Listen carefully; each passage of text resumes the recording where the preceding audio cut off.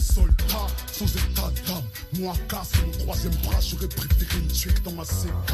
Et je m'attape, je lutte pour ma survie. Welcome, zombie fans, to this week's episode of Reanimated. I'm H.A. Conrad, here as always with my intrepid and wonderful co-host, Stuart Tiffin. Hello, Stuart. Ahoy, hoy. Ahoy. This is actually our 73rd episode, and we've got the lineup of usual zombie news tidbits, and we're going to be discussing the French movie The Horde, which came out in 2009/2010. But before we get to that, we should mention that this episode, as always, is brought to you by Squarespace, which is the all-in-one platform that makes it possible to create your own websites. It's awesome. It's easy to use. You go in there, you can customize it as you see fit. And if you're a first-time user, you can use the coupon code ZOMBIE, which is not case-sensitive, and they'll give you 10% off as a listener of the show. So, Stuart, how are you? I'm well, H.A. How's it going with you? It's going well. I've been watching a lot of the new stuff that has been coming out. I am supposed to see Mad Max at some point in the next couple of days. So, lots of interesting stuff coming out. I feel like I'm in sort of an outlier group with Mad Max, though. How so? Because I've seen the previews, and I was a fan of the earlier films, and I've seen the previews, and it honestly doesn't look good to me. And maybe I'll feel differently when actually watching the film. But I don't know. I mean, I enjoyed the original films, but I find that particular genre just too bleak. Maybe that's what it is for me. I saw them, I appreciated them for what they were, but they're not films that I would really necessarily feel the need to watch again. And I just feel like there's so many remakes of so many things coming out that I'd rather see original content at this point, or at least content that hasn't yet been realized on the screen. So Anyway, so I'm going to see it, but I'm not necessarily super excited to see it. That's fair enough. I would say I'm in the same camp. So, so what is in the news today? Oh, well, first up, our old pal, what's his name? the guy from whom I our bought old a zombie pal map of zombie guy, Jason Thompson, aka Mockman.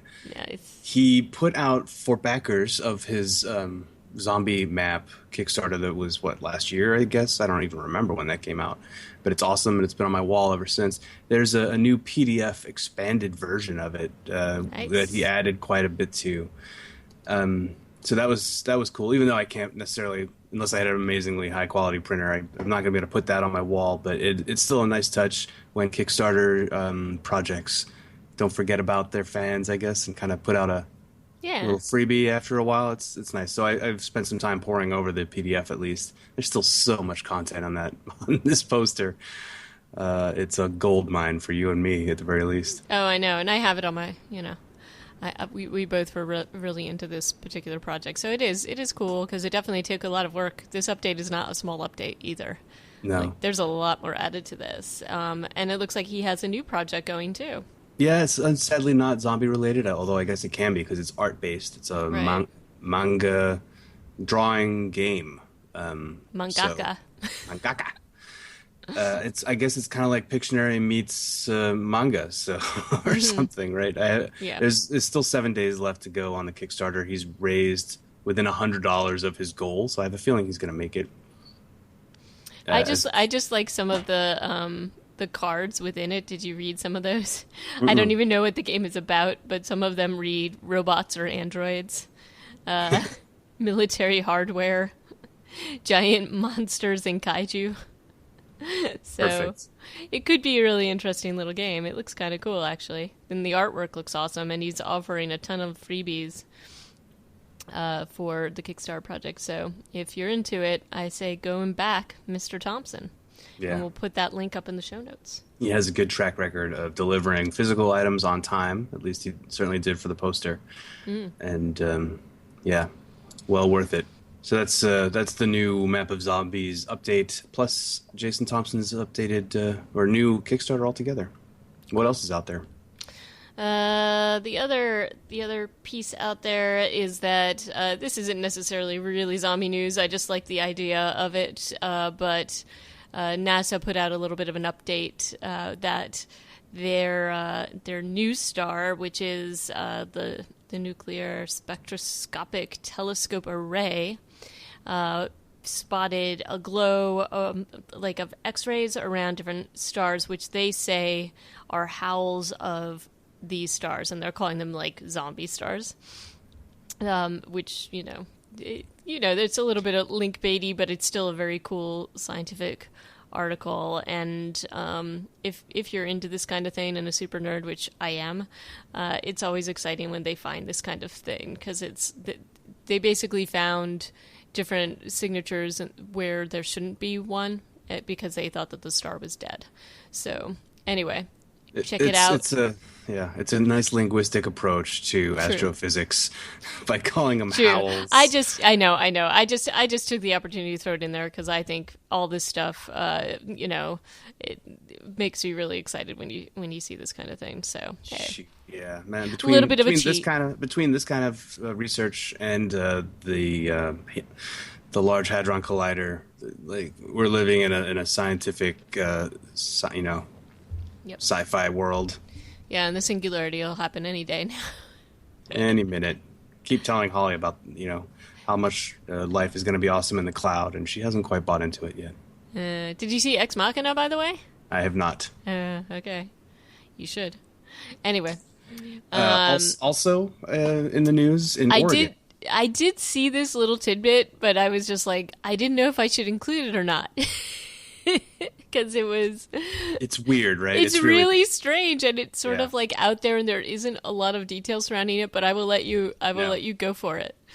So this is really just a news snippet, because some news writer at the AP was probably sitting in court one day, and was there to report on a fairly straightforward murder trial, when a guy on the witness stand, who was a former deputy for Josephine County, Oregon, was kind of badgered by the lawyer into admitting that he believes that zombies are real. And essentially that's the whole story. Like he was just, and it has nothing to do, as far as I can tell, with the crime that they're there to talk about. But wasn't he sort of implying that perhaps the murders took place because these people were zombies? Or was this more of a character / trying to, I don't know, trying to discredit him as a witness because he thinks zombies are real? It wasn't clear to me. That's part of why I hadn't initially included it, but it's still kind of funny. There's definitely not enough detail to figure out if it's related at all. It might have also just been to paint this witness in a bad light and have the rest of his testimony thrown out. And this AP article also says that the letter from his former employer said that he'd been insubordinate and drunk on the job and regularly discussed government conspiracy theories. So perhaps discrediting was in play here. Something of a hatchet job. So either way, it's just a funny little story where people admitting on the stand under oath that they believe zombies are real, maybe not such a good thing. Right. And next up, also not necessarily total news, it was just an odd headline, but in Brisbane, Australia, these protesters dressed up as zombie koalas to protest the funding of a coal mine. And the photos were pretty amazing, just the fact that this is what they came up with, but I just like the idea of zombie koalas for some reason. And this coal mine is going to be killing a lot of koalas? Is that the idea? I think it's killing a lot of, it's an environmental problem generally. So this was, it's not just koalas. It's just a lot of wildlife. And it's been, I guess they've been saying for a long time that these kinds of projects are really dangerous. And this was their way of showing their disapproval of this particular project. So, but the makeup was pretty nice, actually. I don't know that they look like koalas to me, though, but that's what they are. Yeah. So there you go. Very interesting. I know. I know. Zombies Run, the app that you and I have both. Well, I don't know if you've tried it. I certainly have. No, I've tried it. It works a lot better if you're. Unfortunately, especially due to a lot of the weather and stuff here during winter months, I can't necessarily exercise outside, and this works a lot better. It still does work if you do treadmill or elliptical, but it doesn't work quite as well because it can't track you as well. Yeah. It's kind of a timing thing. So, but it's still a very cool app, and I've been going along with their updates. So I was kind of excited to see this most recent bit of news. Right. So the app itself got a large update. It's season 4, 40 new missions and other new improvements, and it's now free to play. And I don't remember if I paid for this originally. If I did, it probably wasn't more than $4. Yeah, it was like $4, I think, when we initially reviewed this.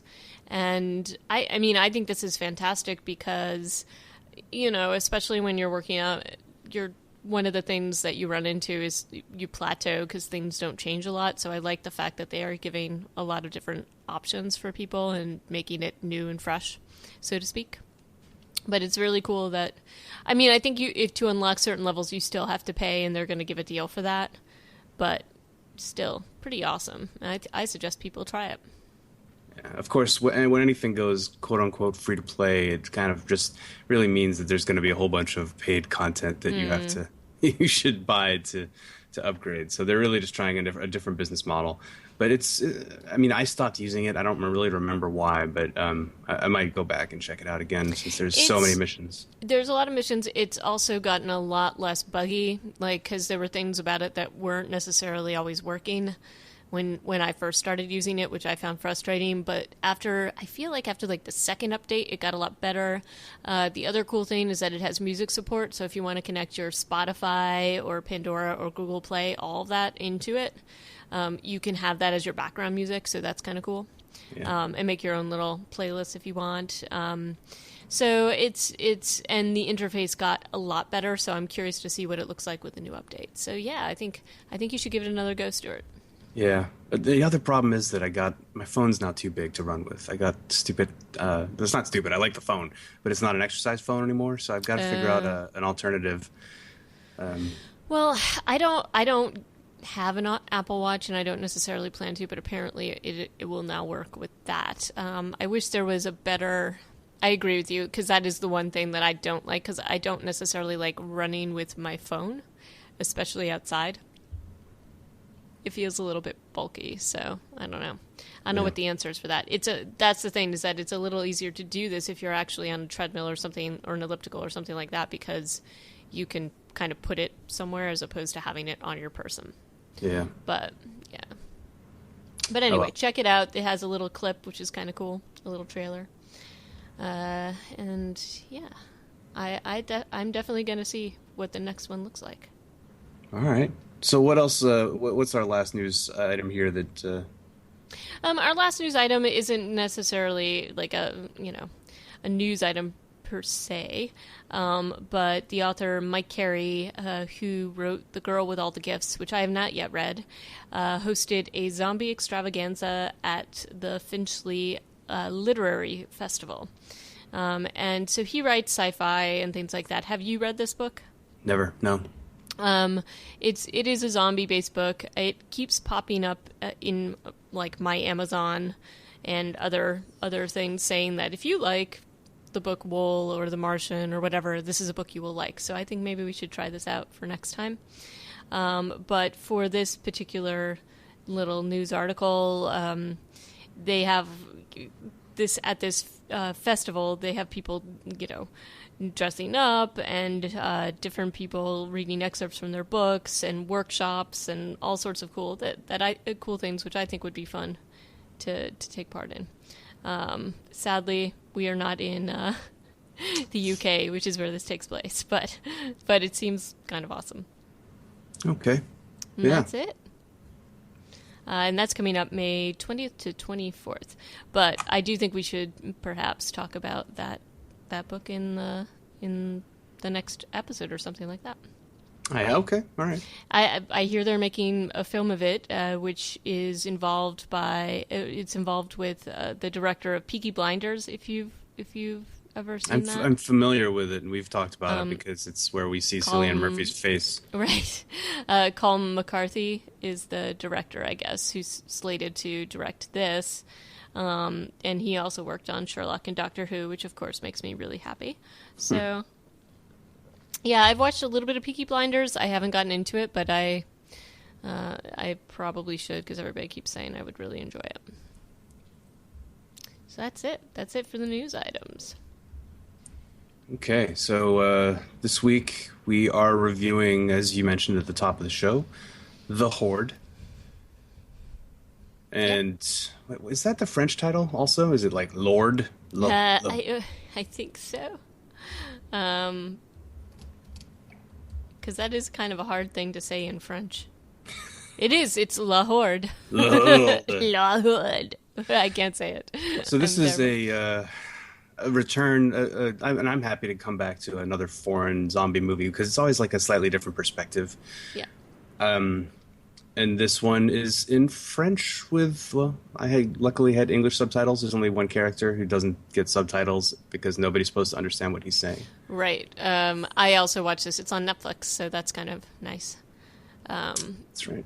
But, and I think, generally with films like this, I prefer to watch them with the subtitles as opposed to a dubbed version. Oh, God, yes. Because the dubbed versions are never good. So if you can deal with the subtitles, I think that it's worth watching.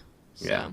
And there's a lot of nuance in this film that plays, some nuance that plays around this, because this movie is set in Paris in like a bad neighborhood.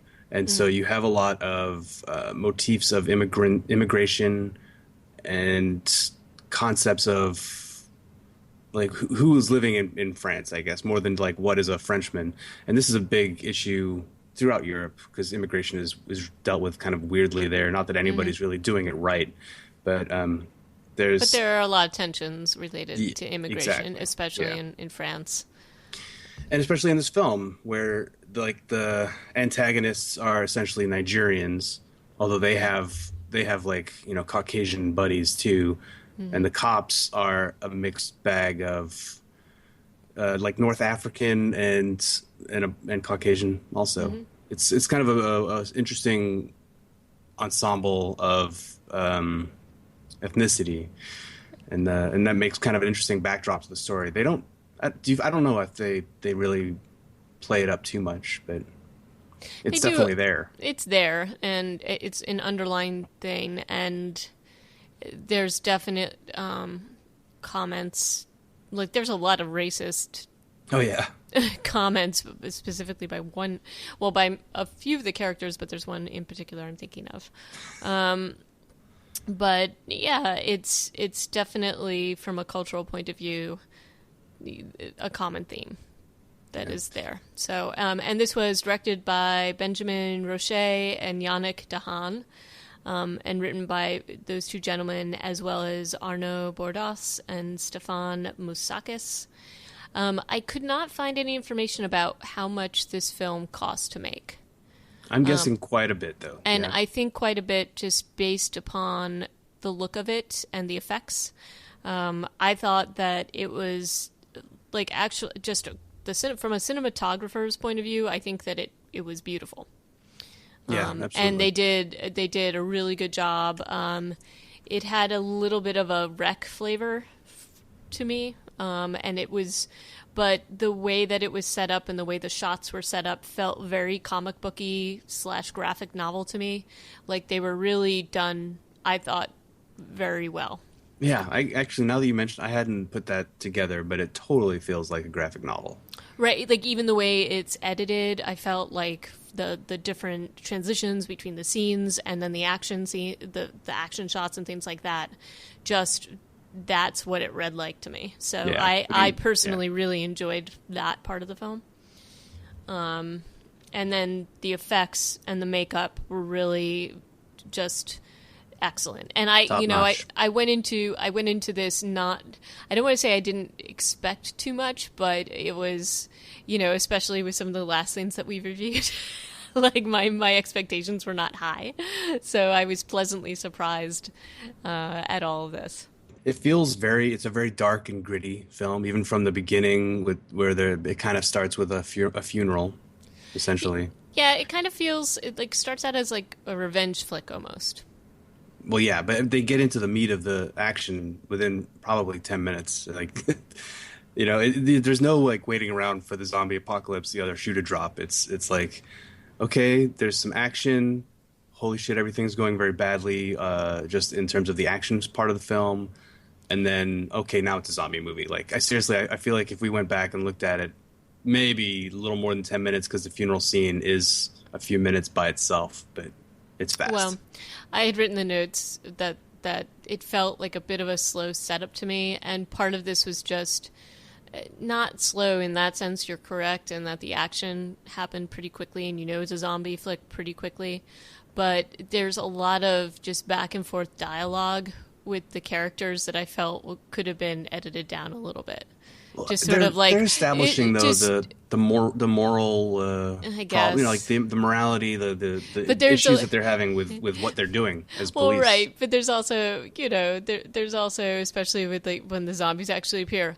Oh my gosh, what's happening? Oh, this is scary, and there's like sort of repetitive dialogue that happened a lot that I found to be a bit annoying, but I guess it was fine. That was just a small, criticism that I had with it, but that's also perhaps a cultural thing. Or maybe it's a director's approach to being like, okay, look, we've seen actors just figure out that they're in a zombie apocalypse hundreds of times, but some of them, sometimes it's too easy to wrap your head around, and maybe, but it's also, I also feel like some of it was perhaps being used to establish different relationships and tensions between the characters, which I guess is also fine. But man, it just felt like it went, some of that dialogue, especially in the beginning, just felt like it went on forever to me. But that's just one person's opinion. I think just in terms of the characters, I like the idea that they go in to take out these group of cops. They go in to take out a group of criminals that have killed one of their compadres. Mm-hmm. And then it immediately switches so that they have to ally with them because, zombies. Because zombies. Exactly.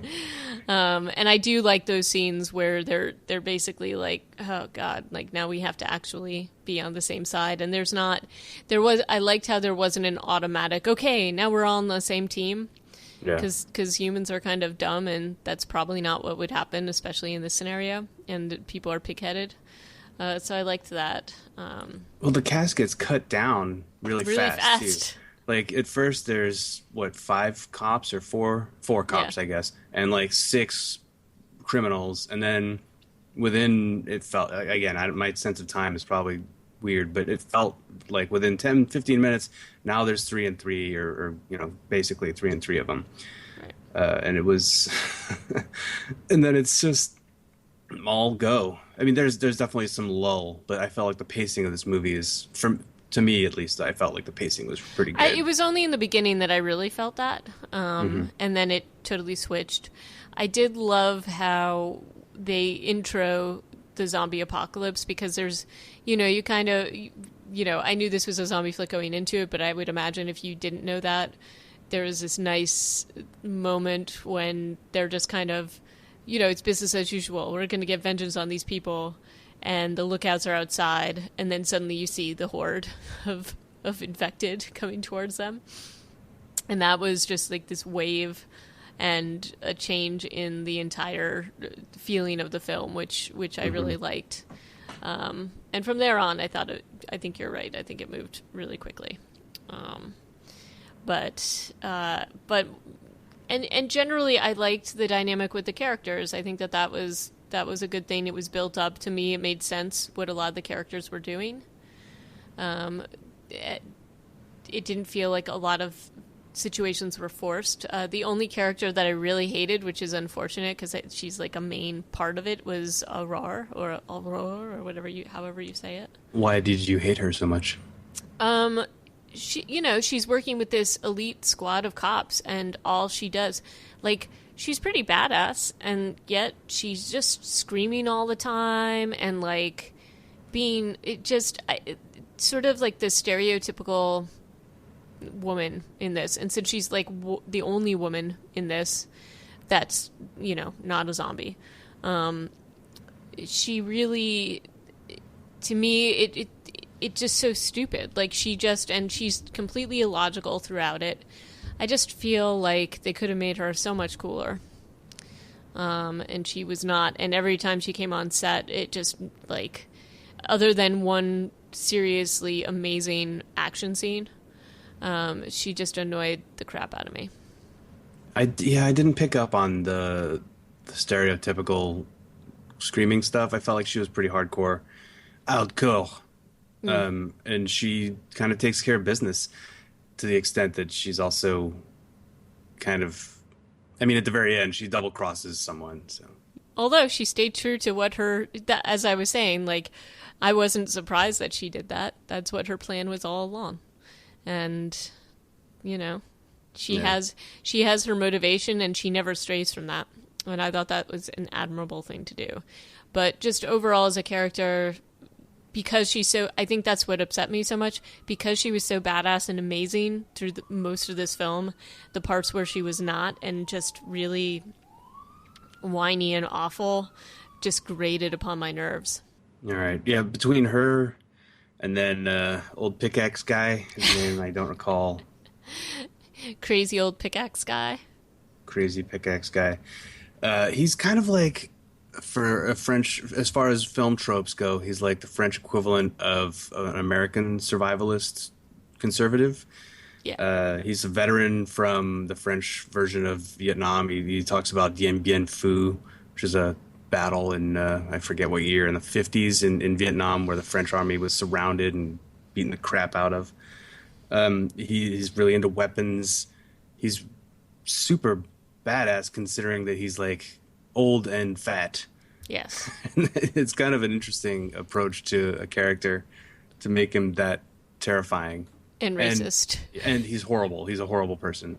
And but sexist. He's also like very effective and a good ally for our heroes. Well, he's a good ally, but then there was like the part in this where, like, I'll tell you, probably there was a whole scene in this film where they're talking about this zombie woman who's on the floor, and it's really disgusting, and it didn't feel like it belonged in there. But maybe it was just to establish how insane and creepy he is.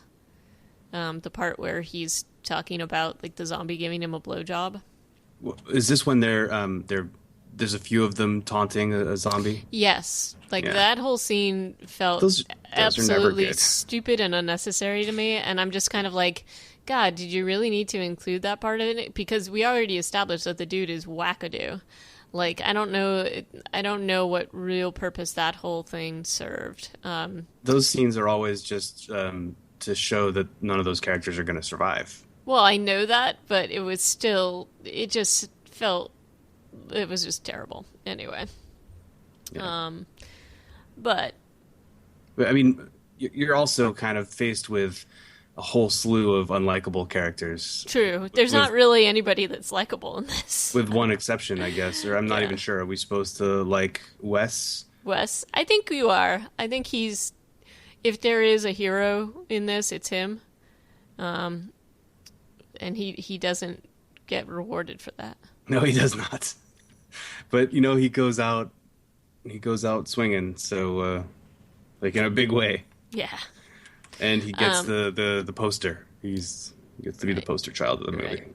And, the reason why this reminded me of Rec was just how it's sort of like, I don't want to say video game-like, but it is a little bit in how they have they're in like this one set of a building where they have to face different challenges and figure out a way out.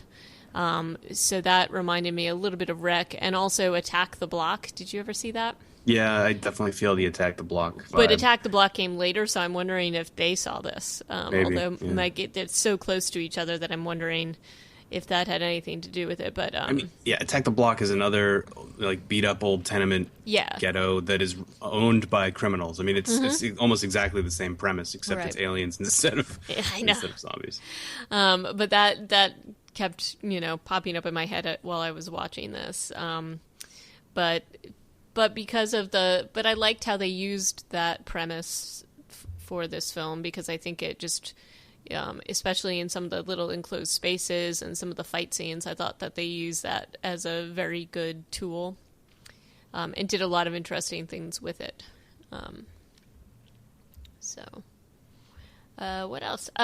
One thing I noticed a lot of in this film was that there was a lot of hand-to-hand combat with the zombies. Yeah. Like stuff that just in any other zombie film would end based upon the super strength of these particular zombies probably wouldn't have worked out so well. And I don't think that some of the characters who were engaging in this hand-to-hand combat would actually have survived as long as they did in this film. I feel like it was most frequently Jose, the Yeah. guy with the ponytail, and Aurora, actually. Yep. Like, they were the two who were the most getting in there Dirty with the with- zombies. with hand-to-hand zombie fighting. And, somehow, for the most part, surviving. Right.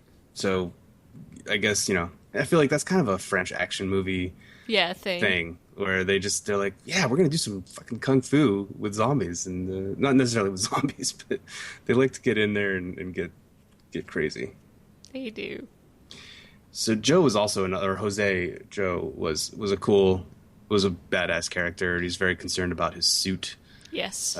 He's on a lot of drugs, and he has very ambiguous loyalties towards Ade, the boss of the criminal family. Mm-hmm. It was just a kind of a nice, well done. It was predictable, but it was a well executed loyalty shift between Ade and his brother Bola, and the way that whole dynamic worked out. I kind of just enjoyed, even though it was telegraphed. You could see the way it was going to go, but it was still fun to watch. It was fun to watch.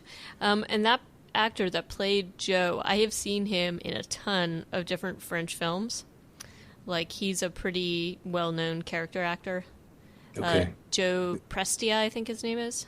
Yeah, he's like the Harvey Keitel of France, by the way. Yeah, and he does look a little bit like him, too. But you see him in just tons and tons and tons of French films and different things, which I think is kind of cool.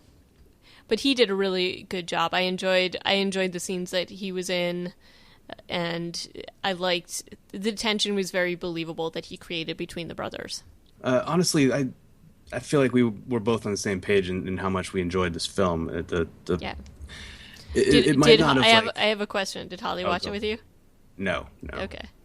Yeah, no. I was gonna say. I think this is too down the line traditional zombie film for her to like. Yeah. And I really liked it because it was that. Yeah, me too. Me too. Even though it's more of like an action zombie film, more than like I don't know, Dawn of the Dead. The 2004, you could argue, is not really an action film, even though there's a lot of action. It's also about the dread. This movie wasn't about dread. It wasn't really a horror. It was all about the action. Yeah. I actually really liked. I mean, I liked the build up and the final confrontation that Wes has. It's like a 6-minute right standoff, and it doesn't make sense. Like it's definitely, you have to suspend your belief to watch it, because there's just no way he would have survived. There's a big standoff between him and, seriously, like, all the zombies, and he's just sort of he's a one-man army. He's sacrificing himself, but the sequence is really, really well done. I thought it was beautiful, if one can use that word. And that actor did such a fantastic job. Who I don't think I've seen him, Jean-Pierre Martin, I think is his name. Martins. But I thought he did such a, like, the choreography there was great. The effects were great. The cinematography was fantastic. That was such a nice scene. and the build up to that, the tension building up to that was really good. Yeah. So, he was in La Vie en Rose, apparently. So anyhow, there's that too. And then another awesome kind of standoff was when Rene, the fat old French guy, takes the machine gun into the narrow hallway. Yep. Oh God, he goes out like a total pro. As much as you hate this guy, that's the thing about him is he's great at killing zombies. Yep. Total shitbag of a person. And insane. But he's good at his job. Yeah. So I thought the build up to the confrontation, like with these last scenes, was really good. And I thought that they actually, the ending fit in really well with this, because you have all of this, and then you're kind of like, oh my gosh, they went through all that for what? You know, it was kind of a, not that it's a ending that you were hoping to see, but I thought it was a very good ending. Yeah, and I'm pretty sure there isn't a sequel to this, and I don't know that there's one planned, but you don't really need one. Nope. There could be one, I guess, if they felt like they wanted to go back and just be like, now Aurora is right. You know, doing something. But it could go either way with the end, because there's some implication that even though she's out of the building, she's kind of landed herself into the middle of everything else, of the infestation in the city. So. But you're right. It could go either way for a sequel. So overall, 2 thumbs up from my point of view. Yeah, I think we're giving it 16 thumbs up from over here. And this is actually one of the better films I've seen in a really long time, in this genre. So, it's nice. Yeah, it's a good, and it's just in time for summer. If you haven't seen it yet, I'd say it's like a fun popcorn eating zombie flick. Yes, a zombie eating flick. A zombie eating flick, yeah. So that's it for our review of The Horde, which we do recommend. Please join us next time when we're going to be discussing Dead Alive, Peter Jackson's failed but now successful film, given the cult following it now has. And until then, where can people reach you, Stuart? Well, we're on the Twitter at Reanimated PCast. Not super active lately, but we are responsive. And we can be emailed at reanimatedpodcast@gmail.com. And our website is reanimatedpodcast.com. Excellent. So until next time, adios. Later on, guys. Mes deux grands frères sont à Panama, ce qui paraissait hardcore. La capitale de la mode est devenue la capitale de la mort. Les frolos, Boula et Adéwalé sont fous mais forts. 666 veuves peuvent en témoigner. Quand les guns sortent, c'est crac-crac. Ça pue le traquenard, King Kong et Pac-Man. Ça lit contre Dracula. Les refs ont fait sauter le caisson du chouf. Tenu les keufs, on joue une vraie histoire.